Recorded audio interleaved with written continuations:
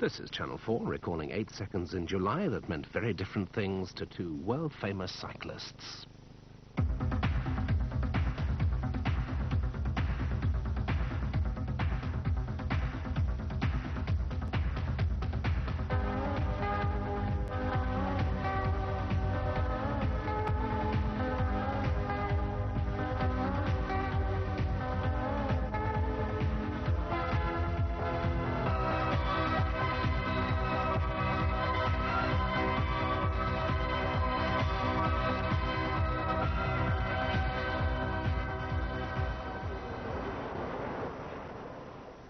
This is the great Dutch cyclist Jan Janssen, who in 1968 won the Tour de France by just 38 seconds. And until this year, that has survived as the narrowest finish in the history of the race. The man he beat, the Belgian rider Herman van Springel, and he won the final time trial to do it. And that was when he took his only yellow jersey off the Tour de France, by the way. Now we can close the book on Jan Janssen, because no longer can he claim to have won the narrowest finish in any Tour de France. That will now fall to the man who won this year's Tour de France, and the gap just 8 seconds. This year, the Tour de France was a marvellous race, and I think I join everybody in saying it was the finest edition ever, and there's been 75. Strangely enough, all of the major races this year, with the exception of one or two, have been won by a handful of seconds, but none was exciting as the Tour de France this year. Primarily, it became a battle between two men who refused to give up the leader's yellow jersey, both who believed they could win the race. And at the end of the race this year, on the Champs-Élysées, as I finished my commentary, I unashamedly cried because I witnessed the finest cycle race I'd ever seen. I wasn't just crying for the winner, I was also thinking of the loser. Can you imagine riding over 3,000 kilometres over 3¼ weeks over some of the toughest terrain in the world and losing a race by just 85 metres? It doesn't bear thinking about, does it? Well, as I say, this was a battle between two men primarily, with one brilliant intruder who almost succeeded.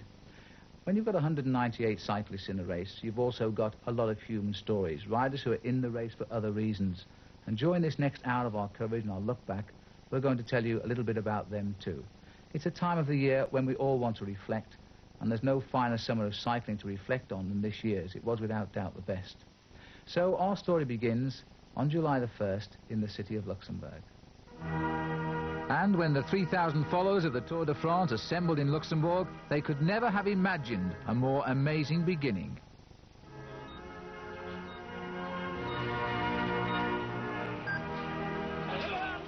The race started with the drama that was to punctuate this year's Tour. Where was last year's winner, Pedro Delgado, missing when his number was called for the opening time trial? He'd lost track of time warming up in the back streets, and it was to give the race its most unusual start ever.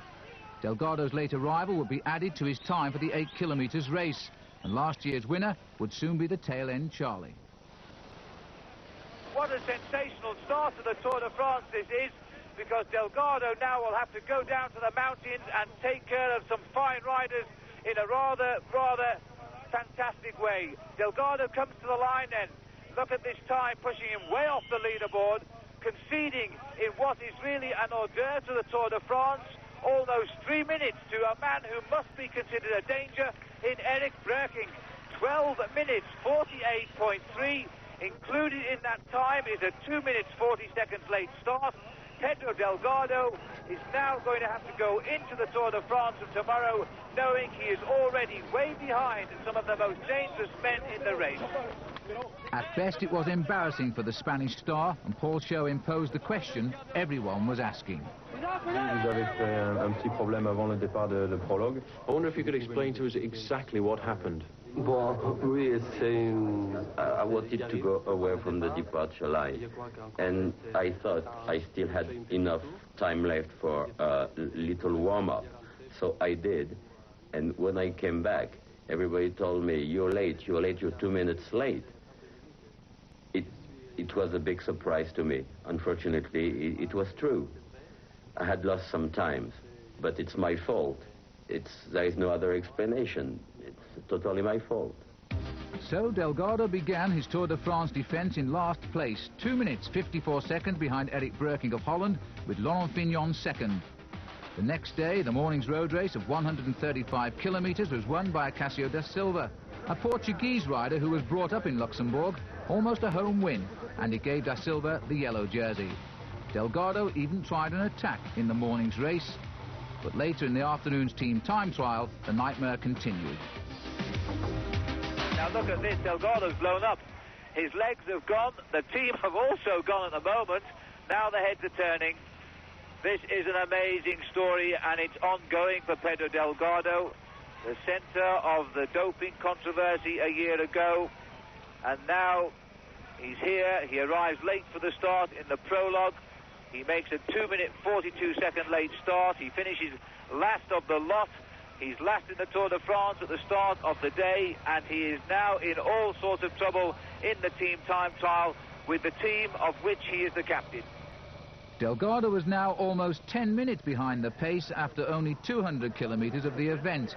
He would have to prove now just how great a rider he really was if he was to capture the continued attention of the world press. Their eyes had focused on new favourites now, Laurent Fignon and the Super U team, who had won the team time trial. Overall, Da Silva, an outsider, was still in yellow. Real danger was Fignon, while Delgado was 197th, with the next 3 weeks looking rather bleak. Da Silva once joined Sean Kelly's team on condition he rode in the Tour de France. Now, without Kelly, he'd gone one stage better. At least someone was happy with the start in Luxembourg. By the third stage, interest had moved to the motor racing circuit in Belgium at Spa-Francorchamps. The surprises continued. Well, this will be the first ever win by a Mexican, because I'm certain that Alcala has never won a stage before. And he's going to take it up the line. It's 6.5 hours, a long day today, but the chase is now after him. Too late. Raul Alcala, the first Mexican winner of this surprising Tour de France. Raul Alcala, the son of a garage owner in Mexico, had written another page in the Tour's ongoing history. The race was doing what the organisers wanted, going worldwide. The Dutch PDM team knew all about that, employing top riders and the best of health. You can do that, you know, if you have a couple of £1 million to spend every year. The team has the finest backup in the business, and the riders have to do no more than just pedal home first. With Sean Kelly, Martin Early, Gert-Jan Teunissen, Steven Rux and Alcala, the team was ready to feature in all of the competitions in the race. The medical team was undoubtedly the finest, ready too to combat the psychological and physiological problems that are bound to be faced during the toughest sporting test in the world. The catalyst of the squad is former rider Harry Janssen, who has the pleasant job of telling the world how Alcala did it. They're a confident lot, and even if Alcala isn't too sure about how to open the champagne now, they feel he will get plenty of practice before the finish in Paris.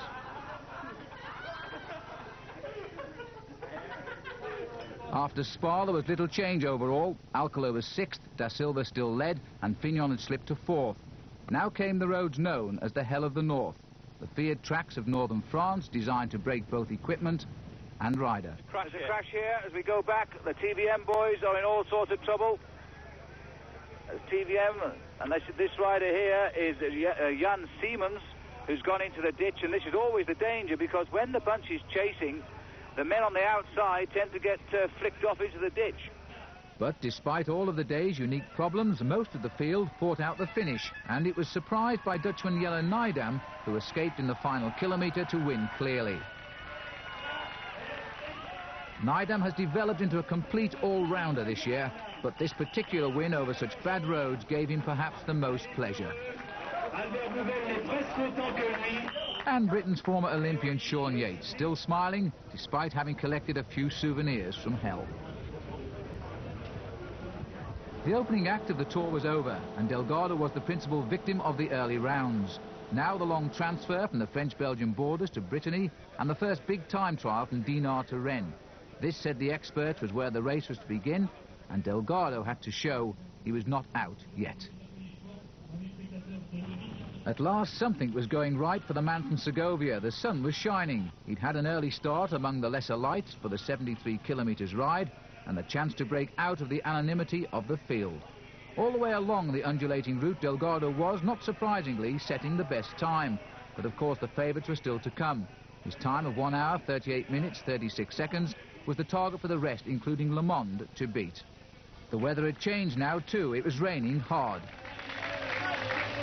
Greg LeMond, the man fighting back from injury. is coming up to the line. He's producing some terrific form here now. The winner of the Tour de France in 1986. He's got this sharp left-hand corner to make, and he's going to push Delgado, because look at this, he's going to beat Delgado's time. Le Monde has improved all the way along the course today. He was 1 minute 8 seconds behind Delgado of 48 kilometers, and now he's going to snip a few seconds off the time of Pedro, but it won't worry Pedro Delgado too much at this stage, because Delgado has gained minutes over most of the people. But look at this. Gently round the corner, 200 metres to go, and Greg LeMond is announcing his return to the top flight of cycling. He got second place in the time trial final stage of the Tour of Italy, and now he's going top of the leaderboard in the Tour de France. 1:38.12 for Greg LeMond. What a fantastic ride. It most certainly was, and Greg LeMond had made his point. He really was on the way back after a couple of years out of the sport. But French hope Laurent Fignon had still to finish and could take the lead. Laurent Fignon needs to beat 1:39.03 to take the yellow jersey. Of course, the yellow jersey is still to finish, but he's just outside of it. He's going just outside of it, so he's not going to be in yellow tonight. I don't think he'll be actually too unhappy about that.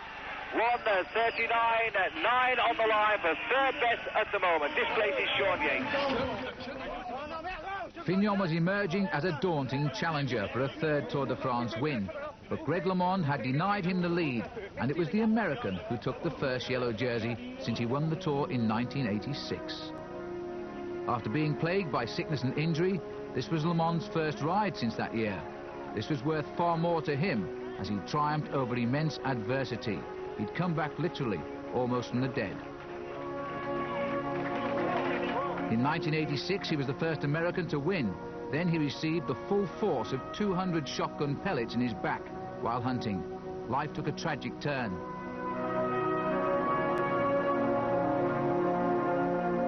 Did he expect to come back so soon? Indeed, if at all. Not really. I didn't expect to have it arrive so soon. I said deep inside, you know, I had hopes that I could do something in the Tour de France. For me, a goal before the Tour de France was to be in the top 20, maybe win a stage, and now I've already accomplished that with less than a week of racing. And I've taken the yellow jersey. It's beyond all my expectations. And right now, I'm satisfied with what I've done. Even if I lose 20 minutes or I don't place in the top 10 or top 20, that were my goal that I set out to do, I'm still satisfied. But I believe now, with the result I had in the time trial, there's no reason I shouldn't be, say, top 5. So after 5 stages, LeMond had emerged full of hope, 5 seconds ahead of Fignon, with Yates 5th. Delgado was 28th, a rise of 170 places. Since the first race in 1903, history books are full of heroic stories of the giants of the Tour de France. But that of Frenchman Joël Pellier will take some beating. Until this year, Pellier is best remembered for his collapse in 1986 after climbing the Col de Granon. This time the occasion was far happier. He broke clear during the 259 kilometres longest stage from Rennes to Futuroscope near Poitiers, and drawn forward by an emotion the field found impossible to counter, he was to win the day. Joël Pellier has a mentally retarded brother who cannot be left alone. Consequently, his parents have never seen him race before. This was to be the exception, and Joël knew they were waiting at the finish. His brother had been left with a family in Switzerland who'd offered his parents the chance to see Joël race. It was the day Joël simply had to win.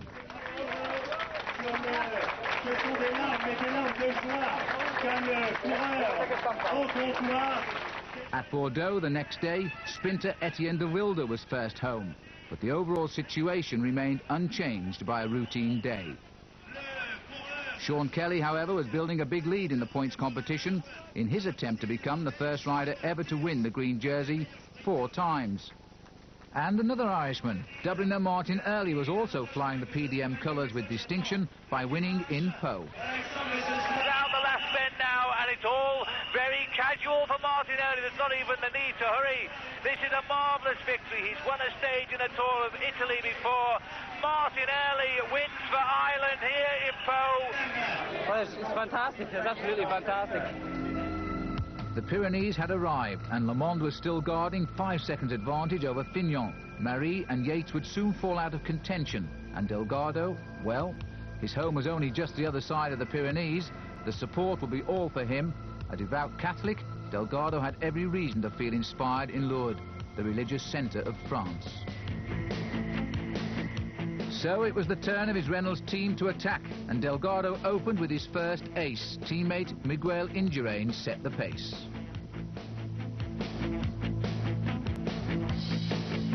It hurt too, and Stephen Roche was among the early sufferers. And Delgado's expected attack, well, he kept it all till the end, and then he launched himself towards the summit. Delgado turns the screw. Pedro Delgado, this is a man climbing back into the Tour de France without a shadow of a doubt. Well, this is it. This really is the steepest part of the climb there. It looks like he's going to catch Murgialdi, who's just round the corner. And he didn't even attack Charlie Motte. He just pressed a little bit harder on the pedals. And Motte is there looking for a little bit of assistance from Tunis, but there isn't going to be any. Tunis comes to the front, tries to chase Delgado, but now is when Delgado's got to go and get that time back that he lost in that disastrous weekend in Luxembourg. Indurain's move had worked, and while he was winning the day, the mainly Spanish spectators were also witnessing the return of their most famous matador. Delgado climbing up towards the finish, down and out after one day of the Tour de France, and now very much a challenge again. I don't think anybody has ever won the Tour de France after being in last position on the opening day of it. And you know, more and more, that must be coming feasible now. This is a warning to the rest that he is coming back. A cheeky stealing of a couple of minutes, maybe, in the last 5 kilometers of the stage. He's not wasted any energy trying to go for a long one today. He's waited just to steal a couple of minutes on the line, if that's what he's got. Fighting his way up to the line for third place. First and third for the Reynolds team. He slips the gear up, he fights for the seconds, he comes across a minute and 28 seconds behind. And look at this, Fignon has had to do something special, and so has Le Monde, because they're separated by only 5 seconds. Le Monde will keep his yellow jersey, and Fignon will keep his second place. And what a ride by Sean Kelly here. Kelly is going to consolidate his lead in the green jersey as the most consistent finisher, because Kelly is here. They picked up Ternisseur. As they come up to the line, the clock is what counts. Delgado has not got over much. He's in fact only picked up about 20 seconds or so. The Pyrenees and the Alps are the only places where Delgado could win the Tour. He knew it, and they knew it, and he was now up to 11th overall. Le Monde too had survived the first test. He kept his 5 seconds lead. Stephen Roche finished in pain and almost 15 minutes behind Indurain. His tour was over, and the injuries, I'm sorry to say, were back with him yet again. The Irishman had created another knee problem during the ride. No, yesterday I hit my leg off the handlebars, and I started feeling very, very sore, but it was very sore all day. So, but once I finished, I thought maybe it's only a small bruise, that when I get home, put ice on it, and I was finished. But last night it was still very sore, and the doctor came and said, oh yeah, but we'll see in the morning. And each doctor's just left now, and he said it's not, if it's a flat stage, it's no problem, but because of today being a very mountainous stage, he said it's not good to continue. Stephen's career has been one of highs and lows, and it was at a low again. Everyone hoped, though, that he would one day come back and prove his immense talent. The 10th stage kept the race in the Pyrenees. This was the day, as the 136 kilometers crisscrossed the most famous mountains in the chain: the Tourmalet, Aspin, Peyresourde, and the finish at Super-Bagnères. The classic climbers of any tour, and it was a Scot who set the pace. Robert Miller attacked on the Col de Tourmalet, with the whole day in front of him. Crazy? Many would have thought so, but it worked. Miller was joined by Charlie Motte of France and Pedro Delgado, who was still looking for his lost time overall. On the Col de Peyresourde, Miller was first again. The man of the Pyrenees, they call him, and even Robert believes it.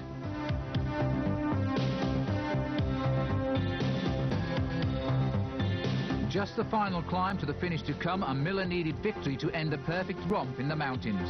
High in the Pyrenees now, one of the greatest battles we've seen in the Tour de France for years being fought out. It's been worked work our way. The hotel on the far right of our picture, that is where the finishing line is. Now, will Delgado find the strength to go once again, or can Robert Miller just lift himself once more? 200 metres to go. Delgado goes for the gears. He slips it up once. Miller comes a long way round on his shoulder. Robert Miller is going to go, and Miller's got it. Robert Miller is going to win the stage. He's chosen it spot on schedule. Delgado has nothing left in those legs. Robert Miller has died twice. He's come back, and he's won the stage on top of the mountain. Absolutely wonderful for Robert Miller, and richly deserved as well. Delgado apart, this was Robert Miller's day, bringing to 3 his total wins in the Pyrenees over the years. But the stage hadn't ended yet. There was a matter of 5 seconds between Le Monde and Fignon. Fignon looks over his shoulder. Le Monde is with him. They've left this small group of riders, including Andy Hampsten.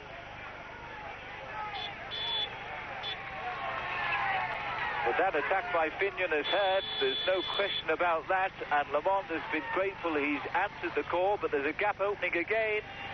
And Greg Le Monde is feeling the pressure this time as Fignon goes away. And it looks to me as though Greg has cracked. Greg has looked over for help here. The 5 seconds is going, so is the yellow jersey. There's definitely 5 seconds in this now. Greg Le Monde is losing the yellow jersey as he comes to the top of the climb.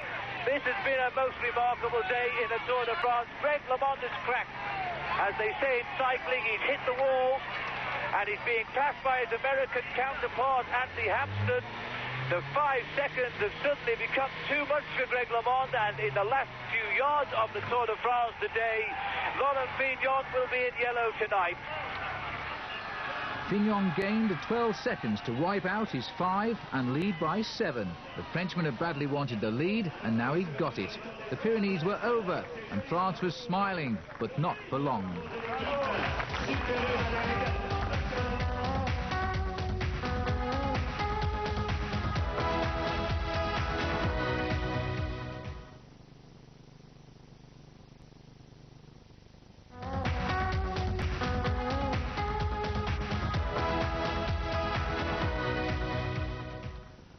And welcome back to our reflections on this summer's amazing Tour de France. If you've only just come in, we're on stage 10, we're high in the Pyrenees, and the smiling face you're looking at, that of the Scot, Robert Miller. He never lets us down, does he? He's won here twice before, and he's done it again this time. Robert Miller, though, finished just ahead of Pedro Delgado. Now, although Miller climbed up to 8th overall, he is telling us he can't win this year's Tour de France. He's not strong enough, but he does tip Pedro Delgado. Now, Delgado was the man who started this race in 195th place. He's now up to 4th place overall, with the Alps still to come. But the battle for the yellow jersey at the moment, that's still being fought out between Laurent Fignon and the American Greg Le Monde. Le Monde didn't expect to lose the lead on the climb to Super-Bagnères, but he did. He lost it by just 7 seconds to the enigmatic Frenchman. So Fignon was back, and what a change from last year when the photographers waited for his retirement from the race, much to the Frenchman's disgust. Photographer Graham Watson from Croydon was on the other end of that. But for pictures like these, proximity is necessary. Graham Watson knows all about the tantrums of the riders because, as one of the world's best photographers, he's usually alongside them when they throw them. Watson himself leads a dangerous lifestyle in an attempt to bring the Tour de France to life on film. He also has a job to do, even though he admits at times he wants to put his camera down and help rather than record the incident. Watson may have spent half an hour choosing which sunflower he should sit behind to record the men known since pioneering days as the convicts of the road. The beauty of France, of the race, and an understanding of knowing where to be at the right time all help Watson create great memories of a colourful event. His results have deservedly won recognition, and bravery isn't one of them. Watson missed this, though. Rudy Dornans crashing when he looked the winner of the 11th stage at Blagnac. Instead, Watson was standing at the finishing line, where Mathieu Hermans won the sprint after Dornans had fallen.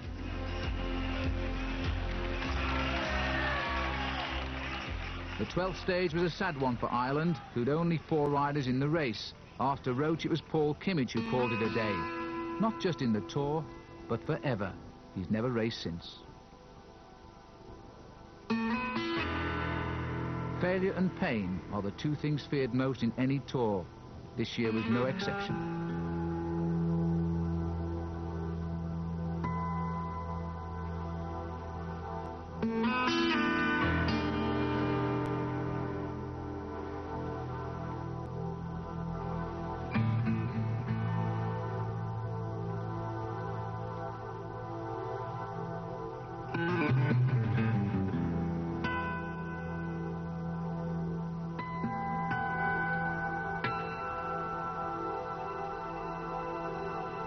And while Kimmage joined the list of ex-tour riders, Valerio Tebaldi scored a rare win for Italy in Montpellier.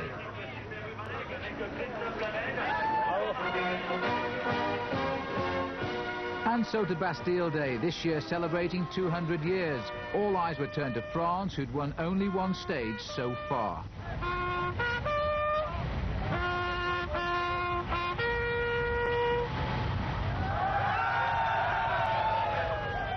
That was Thierry Marie finding the win from somewhere. And this is his teammate Laurent Fignon, who with Frenchman Charlie Motte tried the cheekiest of moves to slip the field. On flat roads towards Marseille they attacked, gaining a minute before Le Monde and Delgado chased them down. In the end, another Frenchman, Vincent Barteau, kept the home nation on a high, reviving memories of 1984 when he led the race for 12 days, never to be heard of again until this day.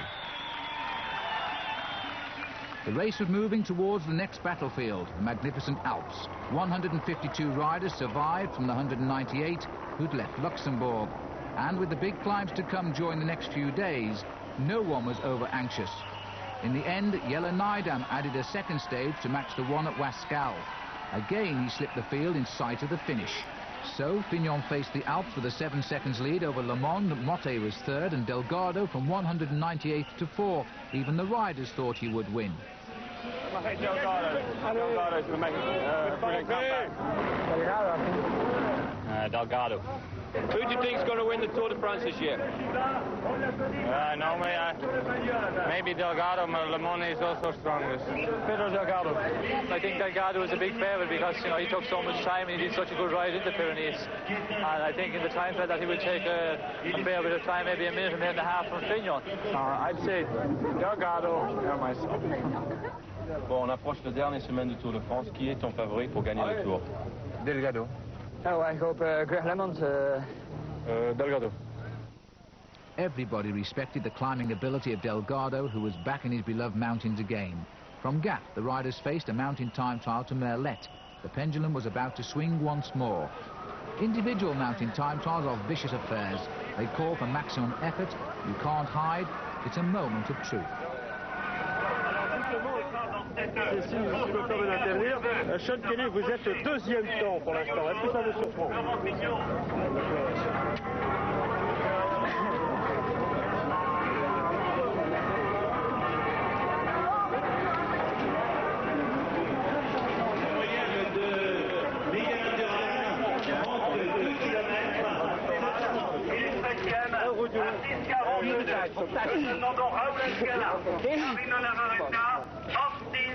Elle est présente dans la victoire finale, à savoir Delgado, Motte, Lemon et Laurent Fignon, avec un match extraordinaire entre eux. The first surprise came from Steven Rooks, who finished second last year and became the first Dutchman to win the King of the Mountains title.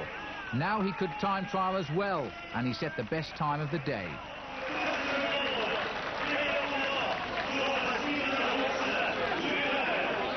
Delgado had found the course too flat, but still finished with the fourth best time to gain time on those ahead of him overall.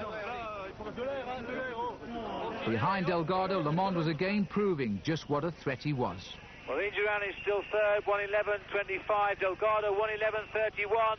One thing's for sure, Delgado has not got much on Le Monde today. Le Monde is back in this Tour de France. We thought he might have lost a lot of time today, but he hasn't. He's come back. And this Tour is certainly not won or lost by Greg LeMond or Pedro Delgado. 1:11.39 for fifth place. That is a marvellous ride by Greg LeMond today. And now, if he can go well in the Alps, This could all go to Versailles in the final time trial. He'd done it again, just as he did at Rennes. Le Mans' ride was good enough to reclaim the yellow jersey, but it would mean carrying it now through the Alps, and it is rather distinctive. Fignon disappointed with only 10th place to fall 40 seconds behind Le Mans overall. A little room to breathe for the American at last in this amazing race being decided by a few seconds. Le Mans went through this ceremony 10 days previously after the time trial at Rennes, but this time it was of even greater significance as the final week was to begin. You could never accuse Le Mans of showing a lack of belief in himself. Well, I'd say I'm riding as well as Delgado, because if I can only lose 12 seconds from in a race like this, then I know I'm riding extremely well. I think that it's still going to come down to the L'Alpe stage, and it's a matter of coming out of the Alps well. But I know I'm going to have good days. It's just going to be a matter of, can I control the race? That's going to be the problem. So to the only rest day in Gap, and Le Mans was realising his dream comeback. 40 seconds ahead of Fignon and 2:48 in front of the Spanish gadfly Delgado. The sun shone for the start of stage 16. Le Mans was adding to the reflections, but underneath the smiles there must have been trepidation as to the road ahead. Traditionally one of the most difficult in the Alps, the Col de Vars and Col d'Izoire were on the menu, guaranteed to give indigestion. It started badly for Greg, a puncture, a wheel from a teammate and a chase to rejoin. He caught up, and then it was on to the climb of the Vars itself. And straight away, Le Mans was in the attack that was going clear. Laurent Fignon and Robert Miller were left to chase.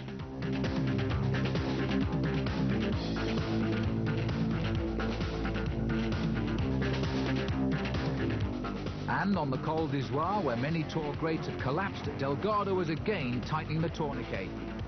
Le Mans, as tenacious as ever, was struggling but hanging on. With the hills behind them for the day, Le Mans sought to remind them, including Charlie Motte, that he was still there and happy enough. The man missing was Fignon, so the pace was hot. And so it came to the slightly uphill finish in Briançon, and Fignon was still behind. There is Laurent Fignon, and Fignon is going to get back in this race. Can you believe this now? The Tour de France at one stage split the leaders all over the mountains, then they come back together, and now Motte is going to finish up there and take just third place from Gaillon, Le Mans, Ternisser, Delgado, Rux, and then the clock counts a few seconds deficit for Laurent Fignon, who is going to hold on to his second place overall despite all of that. A bonus gain for Le Mans, another 12 seconds in the bank, and Fignon slipped away to be 53 seconds behind him overall.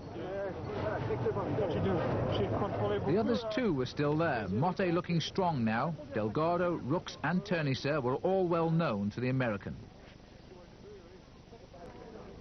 But now the race was entering Delgado's sacred ground, Alpe d'Huez.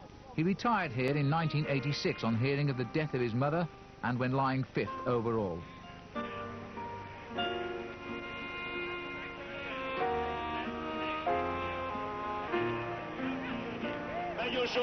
He took the yellow jersey here a year later, only to lose the race to Stephen Roche. And last year he took it again and won, giving Segovia and Spain a great moment in sporting history.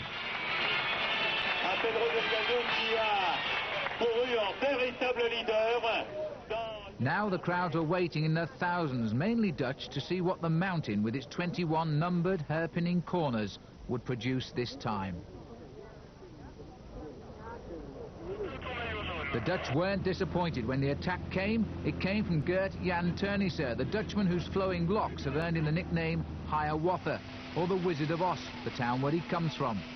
The favourites feared the climb. They stayed together, deciding on a showdown in true Western style. Le Mans now must be feeling so confident. Well, he must be a happier man now that he can almost see the chalets at the top of Alpe d'Huez there. He must be thinking, if I can get to the top of this within 30 seconds of Delgado, I'm going to take this jersey all the way to Paris.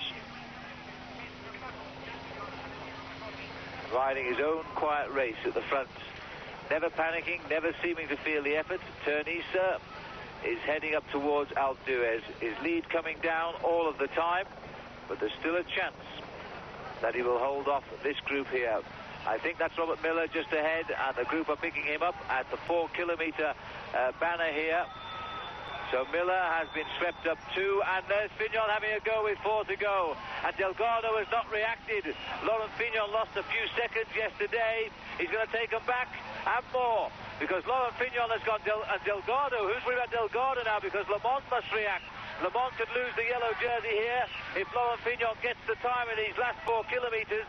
Fignon just 53 seconds behind Greg LeMond. LeMond can't wait much longer.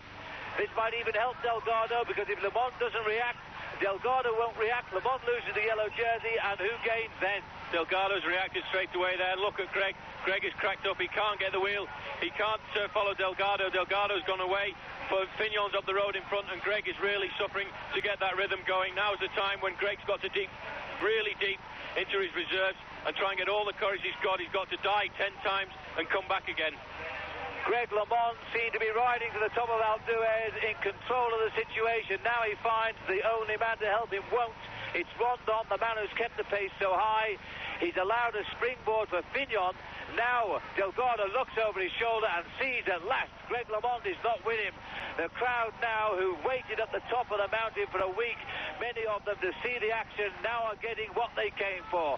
The big battle in the Tour de France. And the surprise of the day, Laurent Fignon, where has he found the strength from? Fignon racing back into the yellow jersey here. Delgado having to fight back to catch up with him. And even Turnish's lead must be coming down pretty rapidly now. Yes, it was, but Turnish has survived to finish 69 seconds ahead and keep with Dutch tradition on Alpe d'Huez. This win moved him up to 4th overall as well.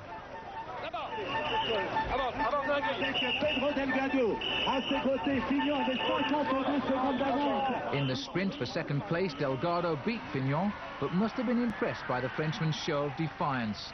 And where was LeMond, losing his yellow jersey again? Across the town itself before he'll turn left up to the finish, but if it goes over 2 minutes and 1 second, the yellow jersey changes his hands. It won't be much past that. Greg LeMond has recovered. He's found the big gears on his bike, and he's going like a train. When we see the general classification here tonight, this is still going to be a race of seconds and not minutes. I don't believe it. Round the corner, slips the gear up. LeMond is out of the saddle. The jersey is gone, but it's gone by virtually nothing, you know. This has swung first one way from LeMond to Fignon, then Fignon to LeMond, then LeMond back to Fignon, and it will still be a handful of seconds as LeMond comes up to the line. Rondon is in. Greg LeMond will finish 4th in one of the most sensational stages of the Tour de France for years. Greg LeMond will still be within about 25 seconds of yellow. 2:27 for Greg. The jersey is gone, Greg, but not for long, because the time trial, surely it will come back then in Paris on Sunday. Would it? The yellow jersey couldn't find a permanent home, but when Fignon won it here in 1983 and 4, he also won the Tour.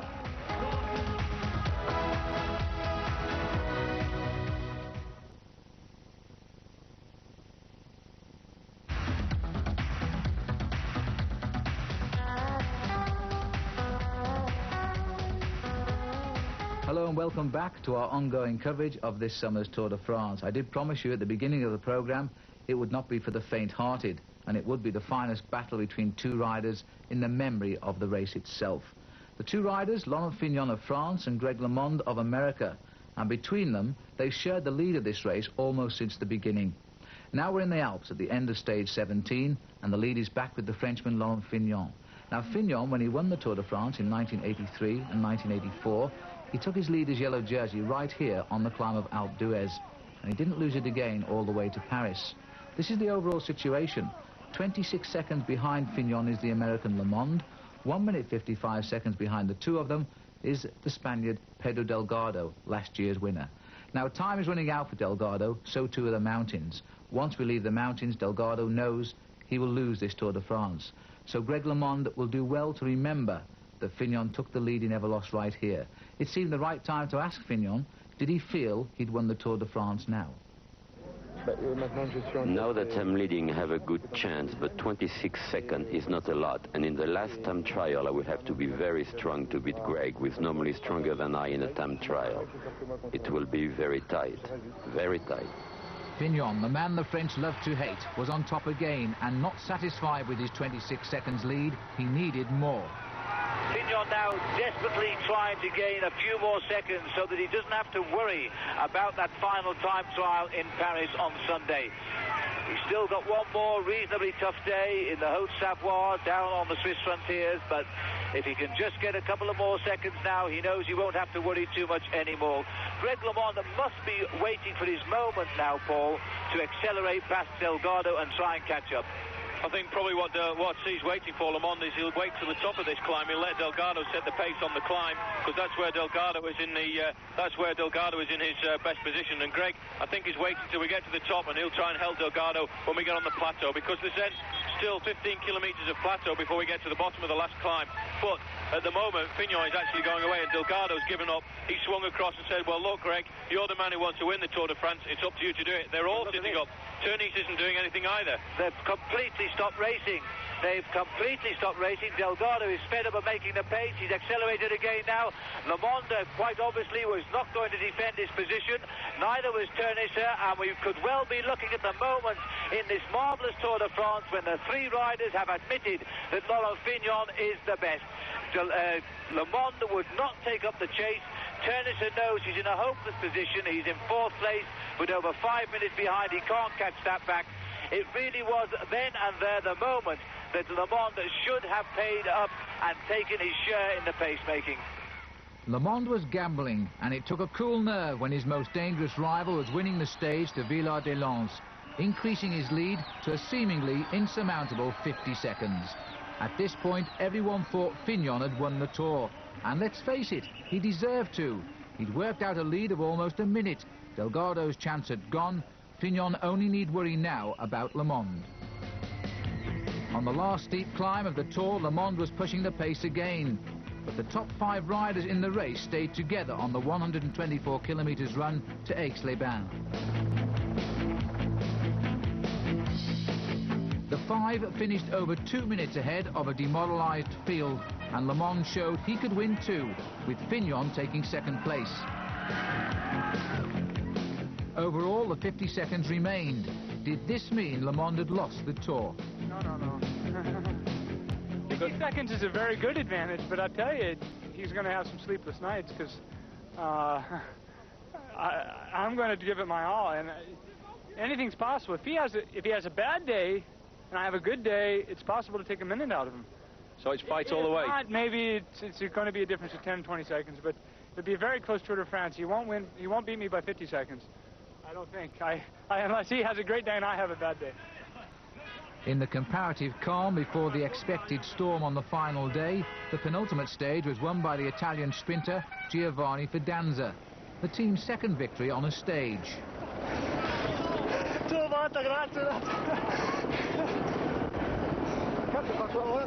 Fignon kept his lead, of course, and his wife had a private word in his ear.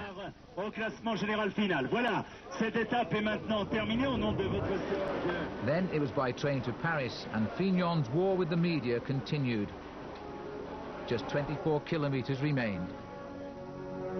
The famous sights of Paris have seen many dramas in history unfold in their shadows, but in sporting terms, the final day of the Tour de France was to rate as the best. Just 50 seconds separated 2 athletes dedicated to absolute success. Second place simply didn't exist. This was the situation then, after 87 hours of cycling over the most hostile roads. 2 men had proved they were almost each other's equal. LeMond was the first of the 2 to leave the Chateau at Versailles. Ahead of him was Delgado, and 2 minutes behind him, Fignon. Fignon might be told LeMond's progress. The American could never know Fignon's. The answer: go as fast as you can and hope. Very shortly, Laurent Fignon will join us on the Champs-Élysées. He will get one enormous cheer, as did Pedro Delgado. It went up a couple of decibels for Greg LeMond. It's going to be even louder for Laurent Fignon. Well, look how hard it is. You see now that he's coming up to the turn. You can see he's really suffering, Greg. This is the last part of the Tour de France for him. He's got to empty everything he's got out of himself. He'll go around that top corner, and hopefully those bars of his will help him a little bit. The other side of the road there, he's nearly caught Pedro Delgado. He's only about 25 seconds behind Delgado. Well, whoever wins this Tour de France today, as Greg LeMond makes his turn for home now, where he needs the top speeds of 40 miles an hour to come down here, he gets back into his rhythm very, very quickly. He'll get into the streamline position. He'll grit his teeth, he'll put his head down, he'll just go for home in a dead straight line. But whoever wins this Tour de France today, they are both winners, whichever way you look at it. Greg LeMond or Laurent Fignon, they are both winners today of this Tour de France. There's the cheers. Laurent Fignon is on his way up, and there he is, while Greg LeMond is on his way down. Phil is coming through now. It's 40 seconds deficit for Laurent Fignon. Just 10 seconds between these two men in the Tour de France. 10 small seconds holding them apart for the winner's yellow jersey and a prize of £150,000. Neither of them now thinking of the winner's prize. They are thinking of the two greatest athletes in this year's Tour de France and in the world of cycling are battling out now a point of honour, a point of pride for the greatest finish in the Tour de France. Paul. Phil, it's 48 seconds now with 3 kilometres to go for Laurent Fignon. The gap is 48 seconds. Phil, this is the most incredible thing I think I've ever seen in my life. Greg LeMond is riding to the yellow jersey in the Tour de France as Jan Janssen did 21 years ago. Greg LeMond now surely is going to win this Tour de France by 5 seconds. This is Pedro Delgado. Greg LeMond is catching him not for 1 minute, but for 2 minutes. Greg LeMond, Delgado will now finish over 4.5 minutes behind in this year's Tour de France. Not only that, Phil, but he's going to also win the stage, I think, because look at that time. He's taken 30 seconds off Thierry Marie, 26.57. He goes into top place. We've got 2 minutes and 50 seconds now to wait for Laurent Fignon to arrive. Well, the Fignon time has got to be better than 27.47 to win the first prize in the Tour de France. Greg LeMond's effort is over.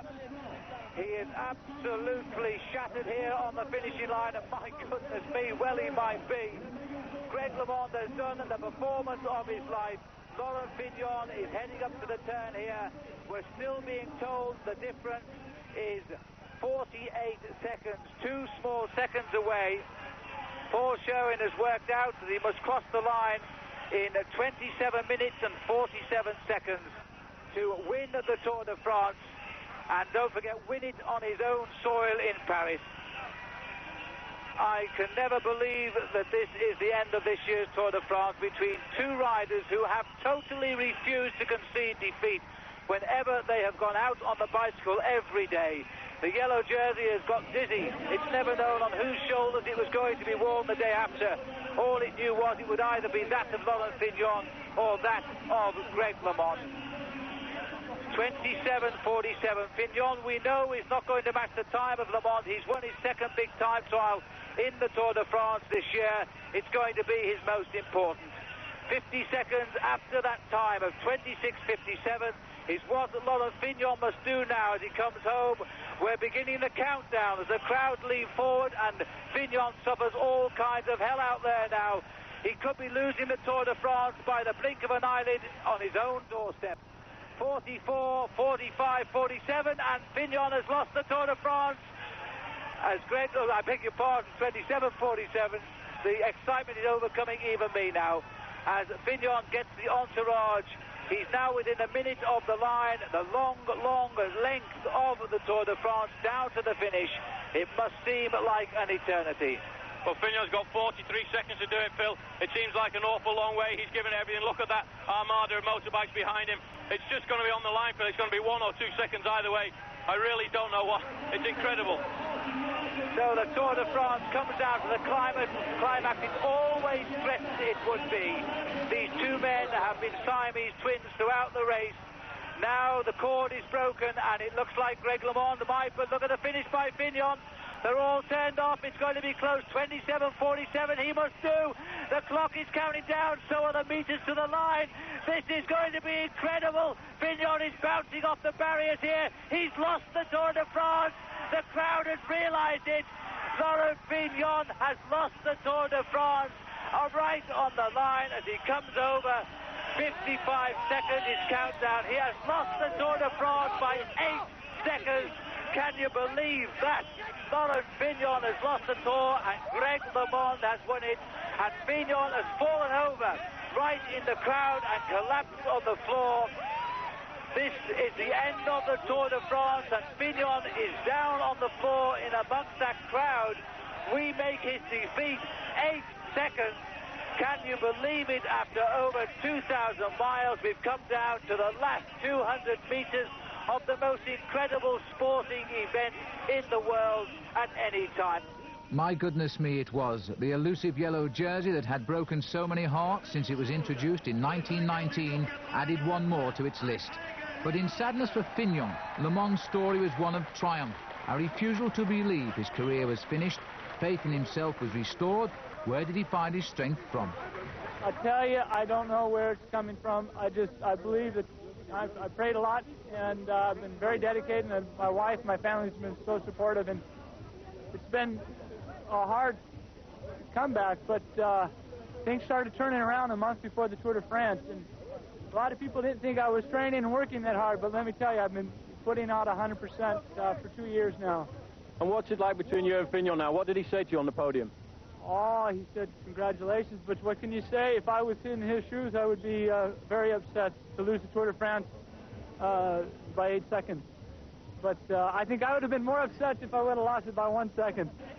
And I'm sure he would have been. LeMond was a popular winner, and Fignon goes down in history as the closest loser.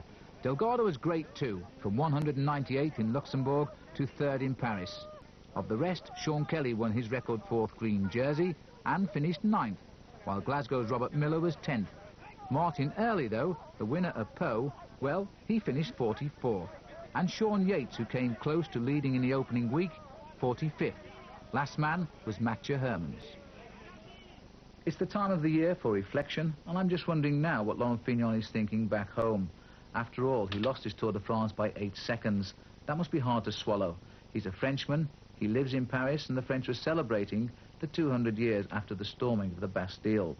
Laurent Fignon was going to be the man to have won this year's Tour de France, and he lost it. And I have to say that the French booed him onto the winner's podium alongside Greg LeMond. I really can't believe that happened. I can't believe that you could do that to a man who had given everything to win the Tour de France. Greg LeMond won it, yes. Don't ever forget the man who finished second, Laurent Fignon, because he was just as good. And for Greg LeMond, his year didn't end on the Champs-Élysées. He was back now. A month later, he was also back in the south of France. This time he was riding the World Professional Road Racing Championship. He was aiming for the double, and he got it. His victory coming just ahead of the Russian rider Konisheyev, and behind him was Sean Kelly. He'd accomplished in just a month the 2 biggest victories of his career. Well, let's now turn our attention to the World Cup Series, because Britain here had its own little slice of history this year. For the first time ever, we promoted a World Cup counting event. It was the Wincanton Classic in Newcastle upon Tyne. It was a week after the Tour de France. All the riders were in town for the big day. Sean Kelly, who'd come away from the Tour de France with that 4th green jersey, in itself a record, had another interest now, and that was to try and take the lead in the World Cup Series. He was poised for the kill. The question was, could he do it? Approaching the finish of the race in Grey Street, Dutch champion Frans Maassen had taken a clear lead. Kelly needed to finish in the top 3 to become the new leader in the World Cup. Maassen scored his first World Cup win, and world champion Maurizio Fondriest in the white led the rest to the finish. Kelly held on to 3rd place. The leader's jersey is hardly an eye-catcher like that of the Tour de France, but Kelly didn't care. He held it now. Overall, with 5 races to go, he had a 5 points lead over Maassen. It was Paris Tours where a familiar name came to the fore, and Kelly actually won the trophy. This is Phil Anderson leading the race out on the far left of our screen now, and that's Jelle Naidem going over his shoulder. Naidem, who won Paris-Brussels a couple of weeks ago, then the opening stage of the Nissan Classic. Jelle Naidem really has turned out to be a spinner. Sean Kelly on the middle right there, and I would think Naidem got that from Eric van der Aarden on the line, and it looked to me as though Sean Kelly was either 6th or 7th, and that might be good enough to take the World Cup today. In fact, he was 7th, and it was good enough. Kelly had an unassailable lead of 17 points with 1 race to go in Italy, the Tour of Lombardy. This was the tale of one man, Tony Rominger from Switzerland. He set off in the hope of a long breakaway proving successful. The field played their tactics in defence of their gains already made over the previous 11 World Cup races, and Rominger succeeded. It was his first big victory, and he'd always threatened to get it. Kelly remained on top of course, and Rominger climbed to finish second overall. This revamped series had gained a lot in 1989, but it still needs some fine-tuning. In the team standings, Kelly's PDM team were the best, just as they had been in the Tour de France, where they'd won every competition except the one for the yellow jersey. At 33, Sean Kelly is still hot property. And the Sean Kelly success story will go on, because in February his wife Linda will give birth to twins, and I think they'll look pretty nice riding in green jerseys in the seasons to come. It's been a great season too for the professionals from Britain, because Robert Miller, after the Tour de France, came here and he won the Kellogg's Tour of Britain. And you know, that's amazing, but in 10 years of being a professional, he's never won a race in Britain before. And Sean Yates from Sussex, he went across to Belgium, he won the Tour of Belgium by a single second. So we're not doing too bad ourselves. But of course the year belongs to one man, Greg LeMond. And we'll leave you with these pictures of Greg LeMond just over the finishing line on the Champs-Élysées, knowing Laurent Fignon is approaching and waiting for the moment when he's won the Tour de France. To you all, a very happy new year, and we'll see you again in the summer.